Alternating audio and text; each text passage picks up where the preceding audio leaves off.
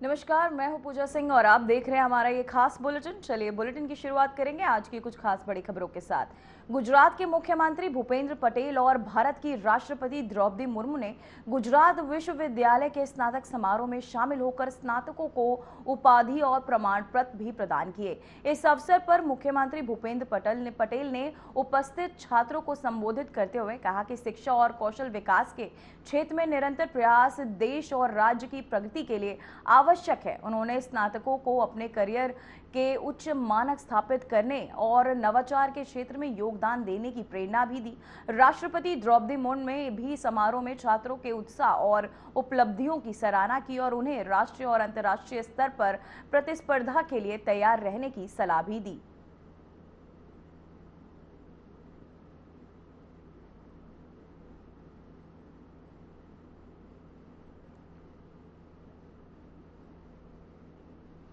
प्रधानमंत्री नरेंद्र मोदी ने देश के किसानों को एक और बड़ी सौगात दी है। राजधानी दिल्ली में भारतीय कृषि अनुसंधान संस्थान के विशेष कार्यक्रम में पीएम मोदी ने प्रधानमंत्री धन धान्य कृषि योजना का शुभारंभ किया। इस योजना समेत कुल 35,440 करोड़ रुपए को आपको बता दें, दो बड़ी योजनाएं लॉन्च की गई जो कृषि क्षेत्र में सशक्त बनाने की दिशा में बड़ा कदम मानी जा रही है। देखिए इस पर हमारी ये खास रिपोर्ट।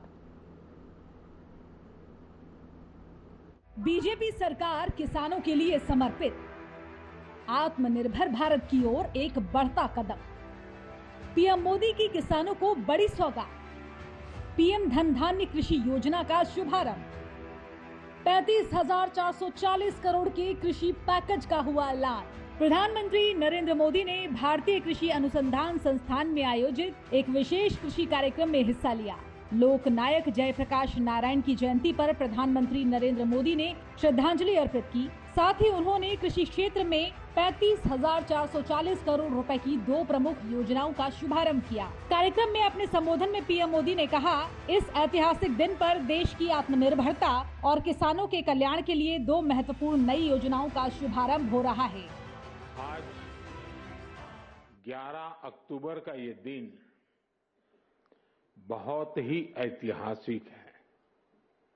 आज नया इतिहास रचने वाले मां भारती के दो महान रत्नों की जन्म जयंती है। भारत रत्न श्री जयप्रकाश नारायण जी और भारत रत्न श्री नानाजी देशमुख, ये दोनों ही महान सपूत ग्रामीण भारत की आवाज थे। लोकतंत्र की क्रांति के अगुवा थे। किसानों और गरीबों के कल्याण के लिए समर्पित थे। किसानों संग संवाद करते हुए पीएम मोदी ने खेती और किसानी को अपनी विकास यात्रा का एक महत्वपूर्ण हिस्सा बताते हुए कहा, ये जरूरी है कि सरकार बदलते समय के साथ कृषि और खेती को भी अपना समर्थन दे।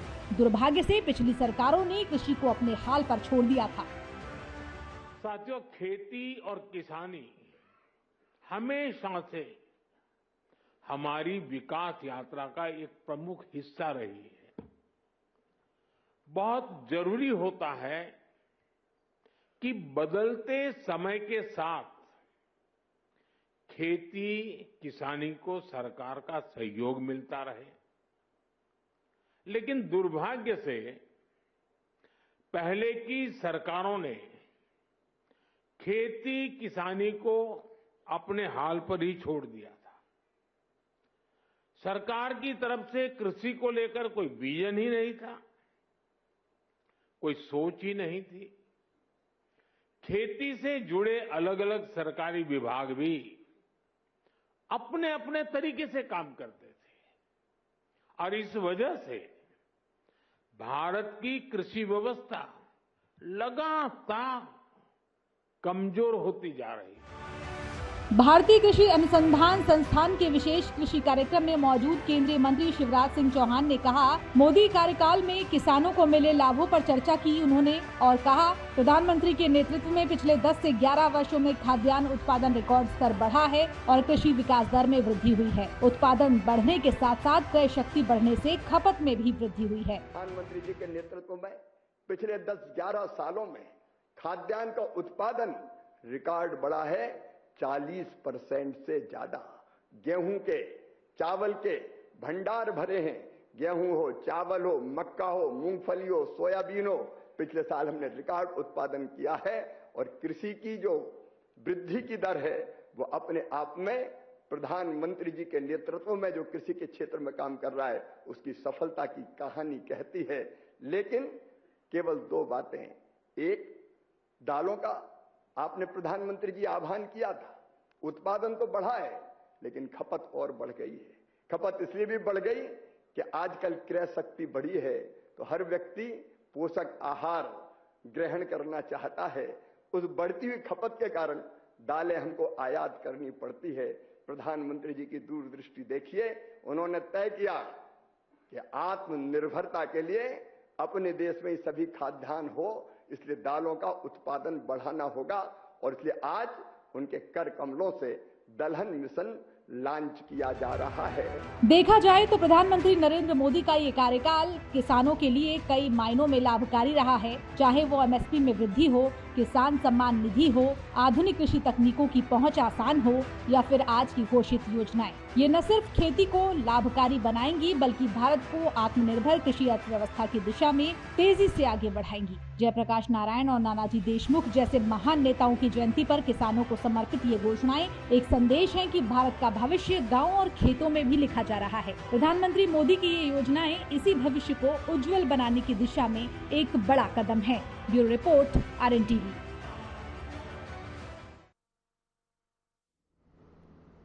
तो वहीं प्रधानमंत्री मोदी ने सोशल मीडिया प्लेटफॉर्म पर ट्वीट कर राजमाता विजया राजे सिंधिया जी को श्रद्धांजलि अर्पित की।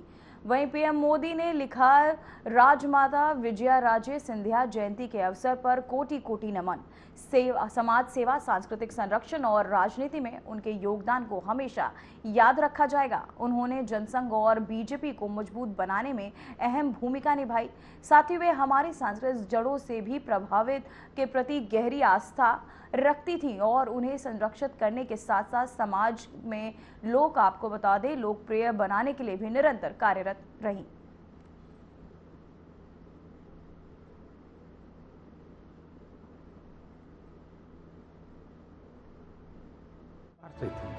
उनके पास संपत्ति, शक्ति और दूसरे संसाधनों की कोई कमी नहीं थी, लेकिन फिर भी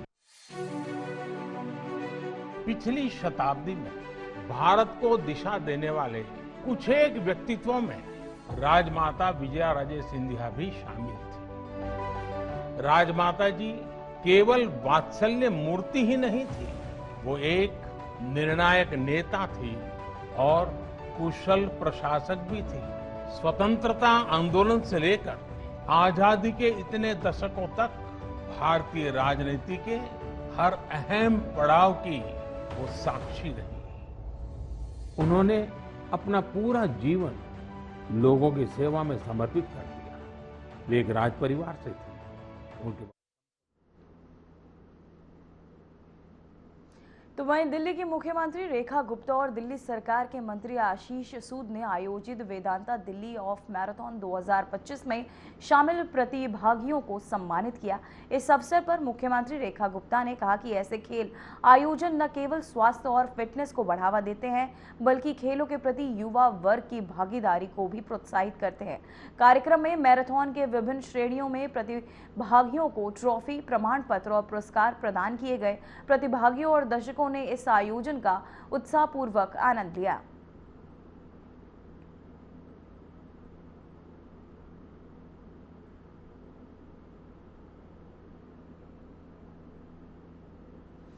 तो वहीं मध्य प्रदेश के मुख्यमंत्री मोहन यादव ने राज्य में पल्स पोलियो अभियान का उद्घाटन करेंगे। स्वास्थ्य विभाग ने पूरे राज्य में अभियान को सफल बनाने के लिए विशेष टीमें तैनात की है। इस वर्ष प्रदेश के 18 जिलों आपको बताते चले अनूपपुर, बैतूल, बहारनपुर, भोपाल, छिंदवाड़ा, दतिया, देवास, खंडवा, नर्मदापुर, जबलपुर और साथ ही कटरी और सागर, खरगोन और मुरैना, शाजापुर, सीधी, नरसिंहपुर और उमरिया में दिनांक 12 से 14 अक्टूबर 2025 तक पल्स पोलियो टीकाकरण अभियान चलाया जाएगा।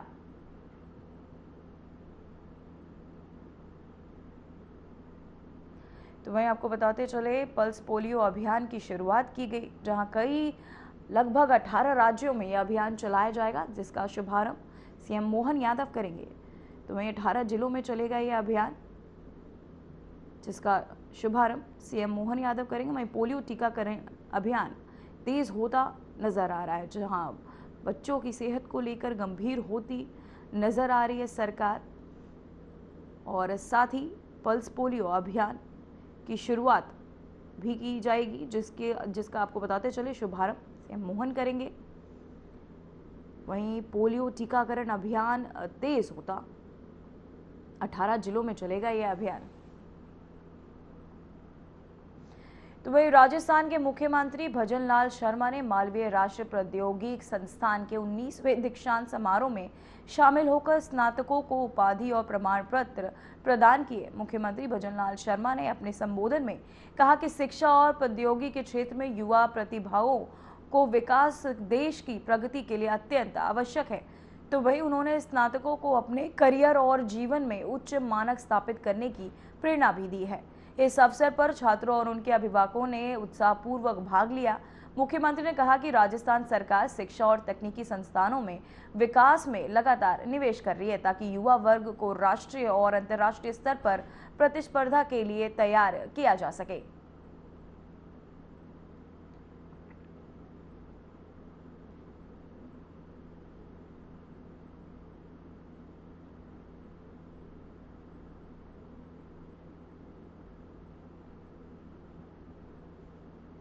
तो वही खबर राजस्थान से, जहां झुंझुनू जिले के मंडेला में केंद्रीय जल शक्ति मंत्री की गरिमाई उपस्थिति में आयोजित जल संचय जन भागीदारी जन आंदोलन कार्यक्रम कर्मभूमि से मातृभूमि संपन्न हुआ। इस अवसर पर सीएम भजनलाल ने उपस्थित जनसमूह को संबोधित करते हुए जल संरक्षण के महत्व पर विचार साझा किए और सभी से इस अभियान में सक्रिय भागीदारी निभाने का आह्वान भी किया।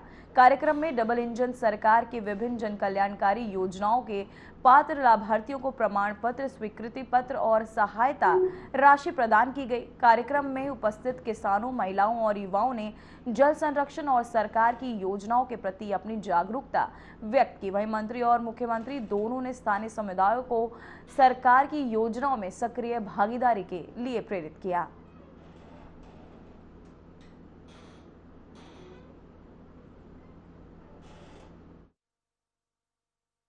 आपने देखा जीएसटी में कितनी कमी की है देश के यशस्वी प्रधानमंत्री नरेंद्र मोदी जी ने। आपने देखा होगा, अरे पैसा बढ़ता, टैक्स बढ़ता देखा होगा, लेकिन घटता हुआ नहीं देखा होगा। अरे 18% से 5%, 12% से 5%, 28% से 18%, कितना टैक्स घटाया है। एक ट्रैक्टर पर कितना फायदा हो रहा है, एक ट्रैक्टर पर कितना फायदा हो रहा है। एग्रीकल्चर के जो इक्विपमेंट आते हैं उसमें कितना फायदा हो रहा है। एक बड़े ट्रैक्टर पर 65,000, 60,000 से लेकर के 65,000 रुपए तक किसान को बच रहा है। अगर कोई छोटा ट्रैक्टर ले रहा है तो 45,000 रुपए बच रहे हैं। आप देखिए कितना बड़ा फायदा दिया है। आप कोई भी सामान लेने जाते हैं तो उसमें कितना फायदा हो रहा है। ये हमारे सभी आम जन को फायदा देने के लिए, क्योंकि देश के यशस्वी प्रधानमंत्री नरेंद्र मोदी जी उस गरीब को कपड़ा, रोटी और मकान तीनों के लिए फायदा देने का काम किया है, तो देश के यशस्वी प्रधानमंत्री नरेंद्र मोदी जी ने किया है। मैं आज के इस कार्यक्रम के माध्यम से यह अभियान उन प्रवासी राजस्थानियों को अपनी मातृभूमि के विकास के योगदान के करने के लिए एक सार्थक माध्यम प्रदान किया है। मैं आज उन सभी प्रवासी राजस्थानियों को जो कर्म भूमि से मातृभूमि के लिए काम कर रहे हैं, आप उन सभी को मैं बहुत बहुत धन्यवाद देना चाहता हूं, बहुत बहुत शुभकामनाएं देना चाहता हूं कि राजस्थान के लिए वो आगे बढ़कर के आए और काम कर रहे हैं। आज उपस्थित लोगों से, राजस्थान के सभी निवासियों से अपील करता हूं कि अभियान में अपना सहभागिता जरूर वो निभाएं। प्रत्येक परिवार का संकल्प लेना होगी, अपने घर, खेत, आसपास वर्षा जल संचय की व्यवस्था करें। आज हम जो बीज बो रहे हैं उसका फल केवल इस पीढ़ी को नहीं, आने वाली पीढ़ियां याद रखेंगे कि राजस्थान के अंदर इस तरह का काम हुआ था। और मैं धन्यवाद देना चाहता हूं माननीय पाटिल साहब को।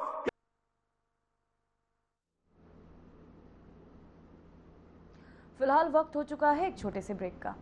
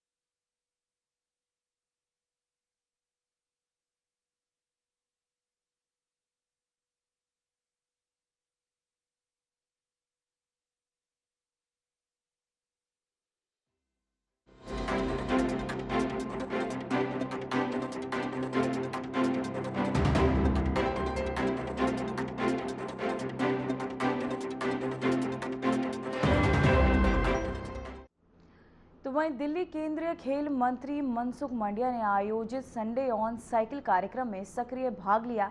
इस अवसर पर उन्होंने कहा कि ये पहल प्रधानमंत्री नरेंद्र मोदी के फिट इंडिया अभियान को आगे बढ़ाने के लिए शुरू की गई थी और अब ये एक राष्ट्रीय अभियान बन चुका है। केंद्रीय मंत्री ने बताया, मुझे बताते हुए खुशी हो रही है कि इस बार संडे ऑन साइकिल में डॉक्टर्स और स्वास्थ्य विशेषज्ञों ने भाग लिया है।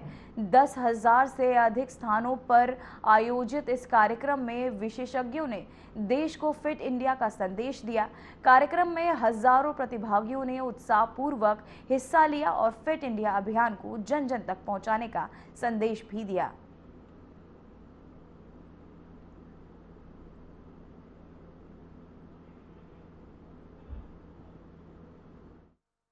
मोदी जी के फिट इंडिया मूवमेंट को आगे बढ़ाने के लिए हर संडे ऑन साइकिल का कार्यक्रम आयोजित होता है। संडे ऑन साइकिल आज अभियान बन चुका है। मुझे बताते हुए खुशी हो रही है कि इस बार संडे ऑन साइकिल डॉक्टर्स और हेल्थ प्रोफेशनल के साथ हुई। फिट इंडिया डैशबोर्ड पर 10,000 से अधिक स्थानों पर संडे ऑन साइकिल के लिए रजिस्ट्रेशन आए। 10,000 से अधिक स्थानों पर संडे ऑन साइकिल करके डॉक्टर्स और सभी हेल्थ प्रोफेशनल्स ने देश को फिट इंडिया का संदेश दिया है। मोदी जी के फिट इंडिया मूवमेंट के साथ जोड़ने का संदेश दिया है। ओबेसिटी अगेंस्ट लड़ाई लड़ने के लिए साइकिलिंग बेस्ट उपाय है, ऐसा संदेश दिया है। तो चलो हम सब लोग दैनिक काम में साइकिल का उपयोग करें, अपने स्वयं को फिट रखें और मोदी जी की फिट इंडिया मूवमेंट को आगे बढ़ाएं।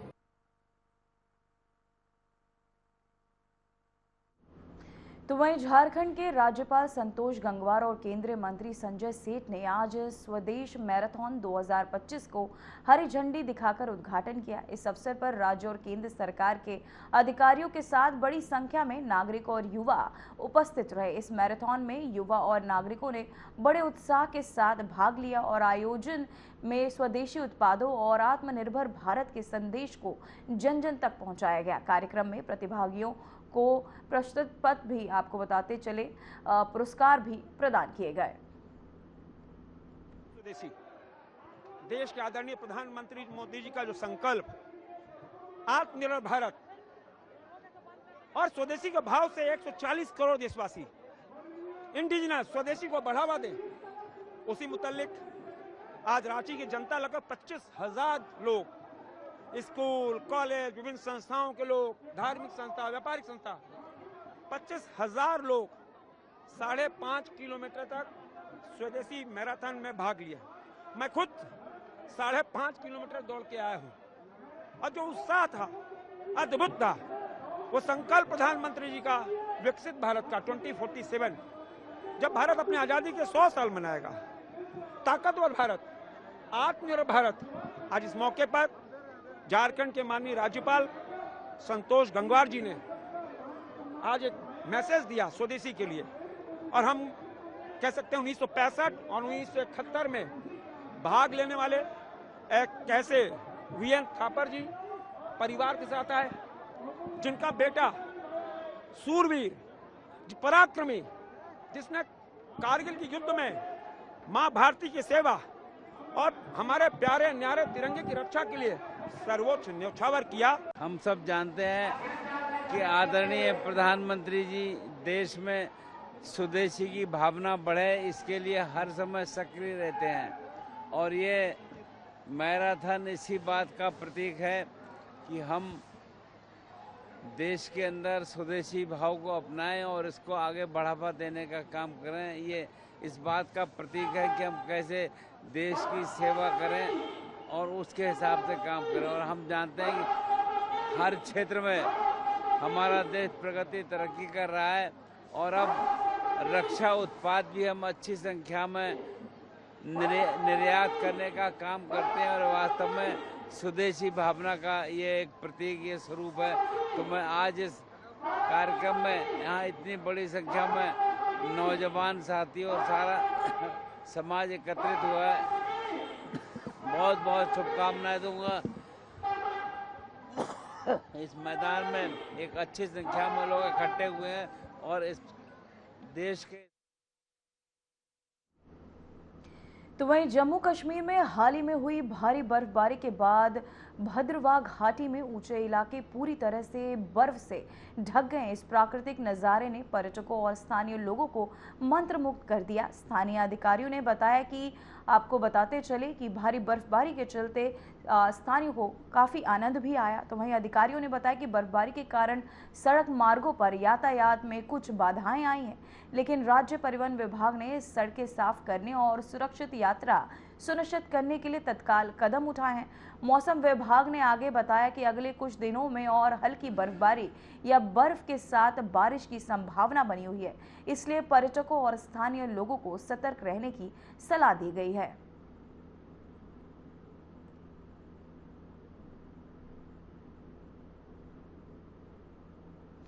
तो वहीं राम जन्मभूमि मंदिर का निर्माण कार्य अब अपने अंतिम चरण में है। मंदिर की भव्यता और डिजाइन पूरी तरह से तैयार हो चुकी है और अब केवल अंतिम निर्माण कार्य और सजावट शेष है। सूत्रों के अनुसार इस साल नवंबर में प्रधानमंत्री नरेंद्र मोदी मंदिर के शिखर पर भगवा ध्वज फहराएंगे, जो इस ऐतिहासिक और धार्मिक स्थल के पूर्ण होने का प्रतीक होगा। मंदिर निर्माण के अंतिम चरण में कार्यकर्ताओं और अधिकारियों ने कहा कि सभी कार्य सुरक्षा और धार्मिक रीति रिवाजों के अनुसार संपन्न किए जा रहे हैं। अयोध्या शहर में मंदिर के पूर्ण होने की उत्सुकता और श्रद्धालुओं में भारी उत्साह देखा जा रहा है। स्थानीय प्रशासन ने भी श्रद्धालुओं को और आम नागरिकों के लिए विशेष व्यवस्थाएं शुरू कर दी हैं, ताकि मंदिर निर्माण के अंतिम चरण का अनुभव सभी तक सुरक्षित और व्यवस्थित तरीके से पहुंच सके।